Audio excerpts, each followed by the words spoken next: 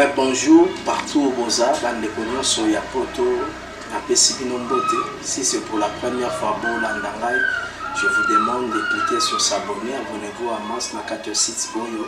Ça va nous encourager à évoluer. Dans Sala Kitoko, Tomesana, Kosale la Bino. Vraiment, on a Pessimbote Nanga, on a à Londres, Bissika, Maman, Jackie et Lungu. Des progrès, la femme ambitieuse Azali, la Pessimbote Nanga.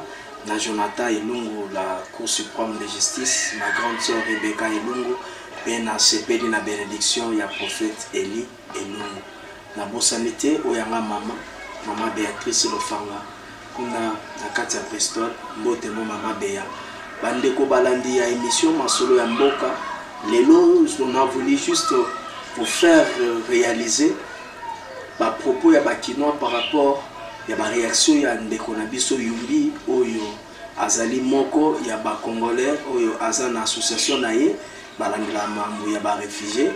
Alors il a beaucoup réagi, il a parlé, a fingi président Félix Antoine Tshilombo Tshisekedi, a traité Dimatir, a traité na ba propos nyonso, a dénigré ya lobby nyonso koloba. Ouais, dis-moi azaki na idée à mabete par rapport à ba propos na ye. Parce que même dans l'interview tout sali et ça là on jugeait quand même de Félix d'être un peu pressé. Mais na kolanda ba propos bandeko balandi beaucoup remarqué qu'il y a la haine. Alors j'aimerais tolanda moi extrait il y a ba propos ya ndeko Yumi et puis ba enchaîner les bisongo en régie bon enchaîner les bisongo na ba interview ba kino nyonso yo quelques kino ba réagir qui na caméra na biso ya la pure rejeté. Comme ça je vais revenir pour na les annoncer sur la biso.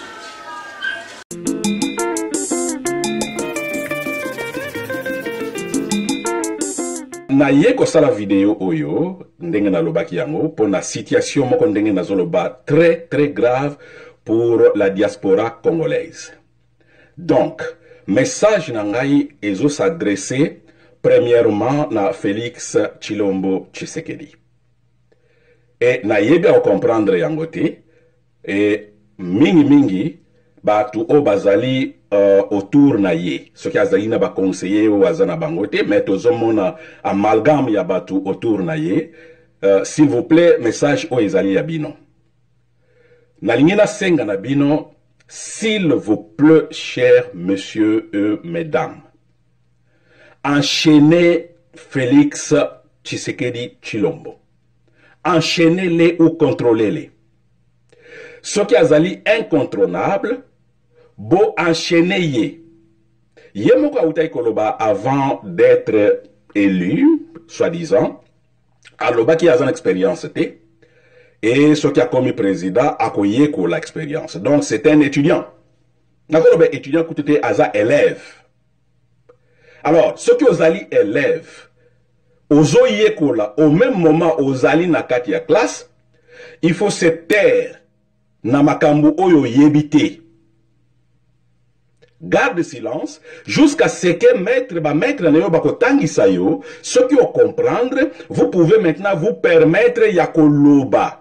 Yako zo aller devant, yako expliquer ba matière oyo yekoli. Mais yo, pas même un mois.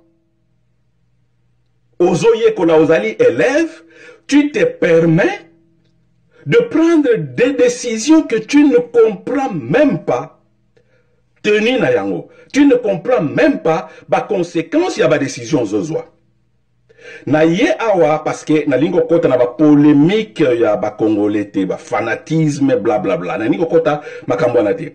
Na ye parce que la situation etindinga ya ça me concerne en tant que président ya réseau à ba réfugiés na kendaka chaque fois na ONU na kenda chaque fois na ba place bazwaka ba décision ya ba réfugiés na monde je suis toujours là je défends les réfugiés du monde.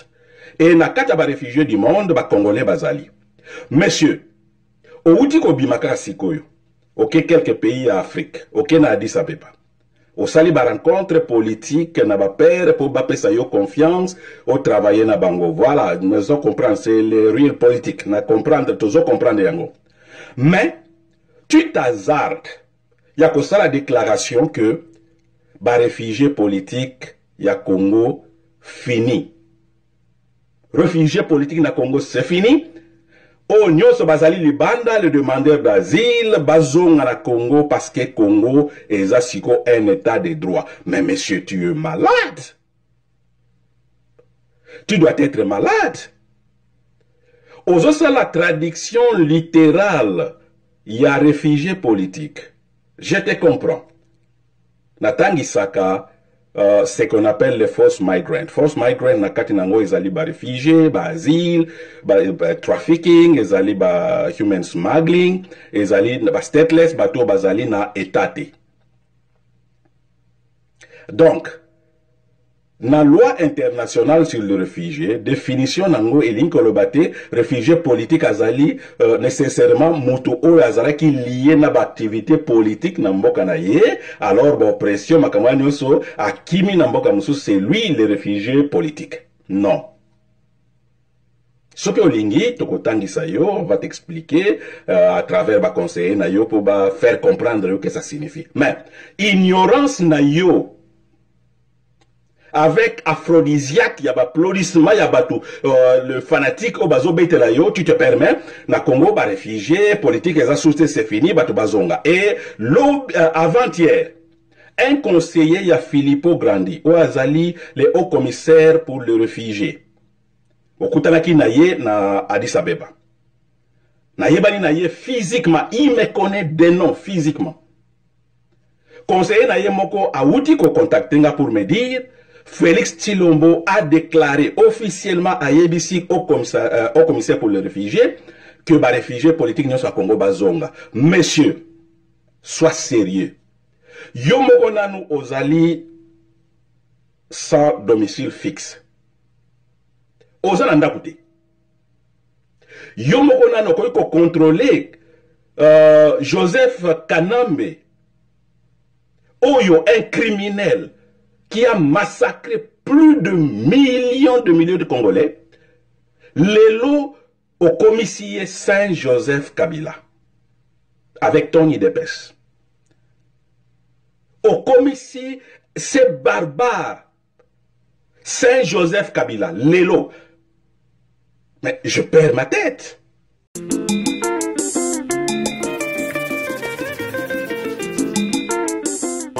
Bonjour. Comment on a gloire. Ouais, maman gloire, on se sent ignorer que notre président de la République, Fachi, n'a sommet à Addis Abeba, qui a eu pour moi sur un réfugié exilé politique. Alors, Bazon a le 4 Congo, Bazon. Réaction dans le Bazon. Bon, c'est très bien. Parce que bande qu'on a biso na soki lelo baso vivre banda les a grâce à papier na compte ya parti politique mais minso total parti o epesa bande qu'on a biso mini mikanda libanda ezali parti ezali mais na koyoka président na biso ko benga bango kozonga c'est trop. Pourquoi? Parce que autokota na kimokondi pas même moi jusqu'à là on a dit Moussala. Ce que tout à l'heure, premièrement, non. Bisso Congolais, jusqu'à là, on s'est retrouvé. Il n'y a pas de boulot. Dans l'état où président sortant Tikeli Mboka, en tout cas, président Fachi, donc Anna Moussa, les Amakasi. Moussa Amakasi. Mais il dit que vous avez formé l'autre zomo dans l'Union. La entreprise dans l'État, il y a une grève, il y a un moto, barrière, et là, la barrière, même il y a 5 ans, 6 mois, l'eau en Union sur l'autre. Ceux qui te connaissent ne sont pas sombres à l'île, c'est tout. Parce que jusque-là, l'investisseur n'a pas identité. Donc, Missa les alliés. Ceux qui sont là, nous sommes des licenciés. Jusque-là, Missa les alliés. Ce qu'on soit là-bas, on se baille. Parce que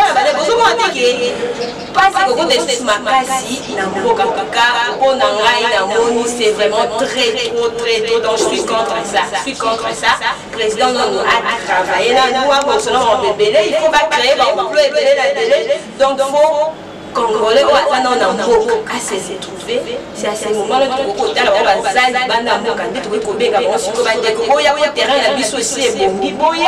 investir. Tout travail ensemble pour message à la diaspora. Bon, on a vu ça, on a vu ça, il y a diaspora, parce qu'elle a été la minute sur Bazola. Ils ont un objet Bazola qui n'y kanda, ils ont un Bazola qui n'y kanda, en tout cas, et ça passe, mais chouette, mais la problème, c'est la vie de mariée, la vie, il faut vous assurer la vie. Parce que les gens ont des choses à dire, banda.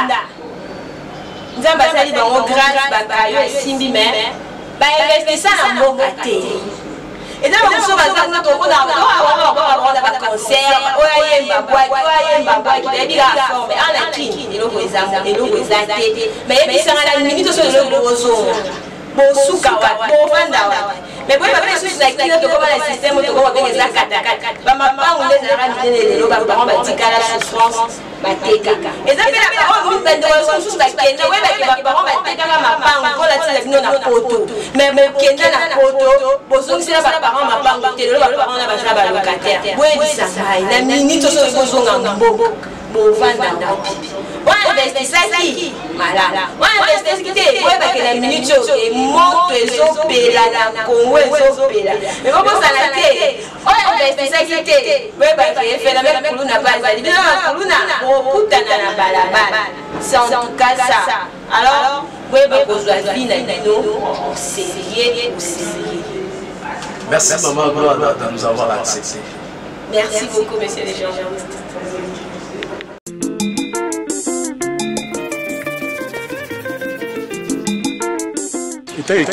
Qui n'est pas surtout toi, Congolais. On va connaître l'exil dans le pays étranger. Le mot qu'on a l'idée que nous sommes tous Sangara, tout le monde a tout ça, on s'en va au Nord, on va Angola, partout.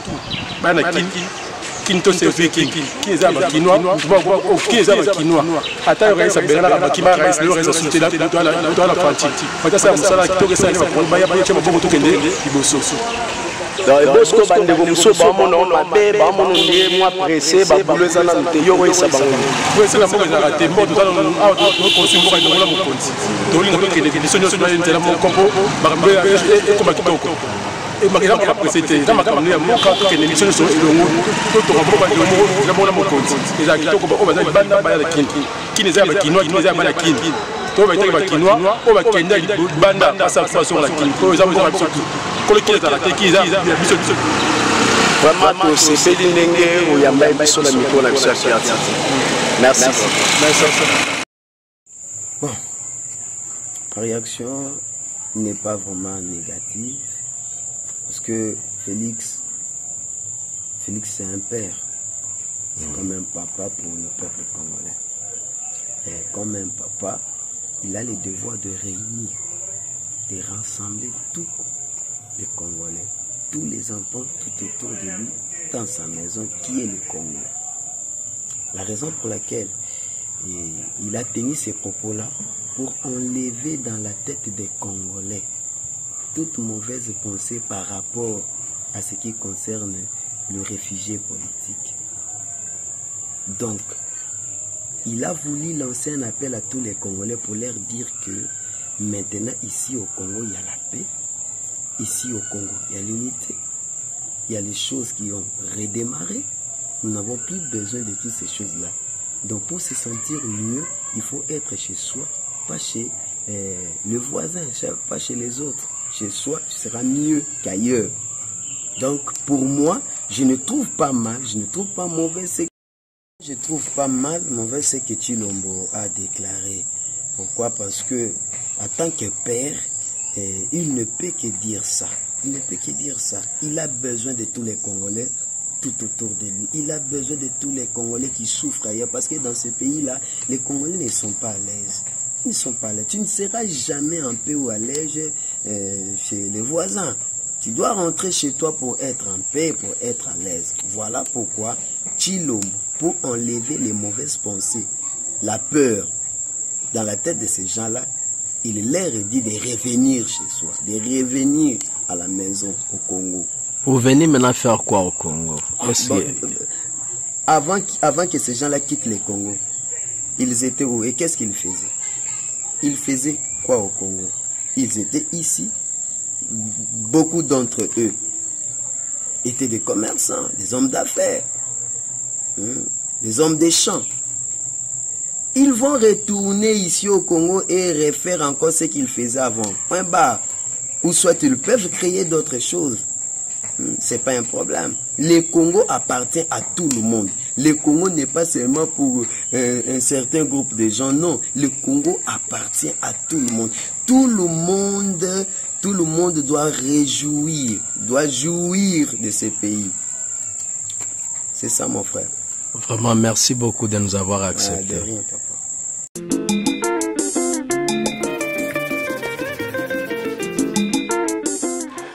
Oui, Régine, merci vraiment. Bande Kubama Poto, je crois que Bolandi Bapopo, il y a Bakino, Bolandi Bapopo, il y a Ndeko.